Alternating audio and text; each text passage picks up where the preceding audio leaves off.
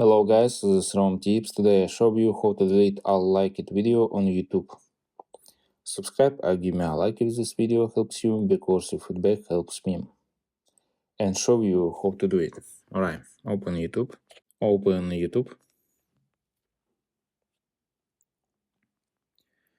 And click on avatar profile right corner.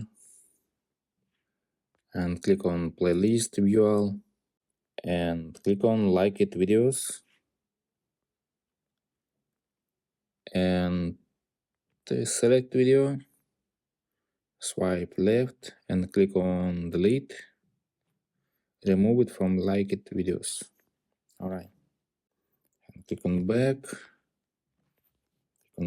and click on right corner settings and manage all history and click on interaction and video like and dislike. This all videos like it or dislike, and click on cancel, click on delete, click on, that's all.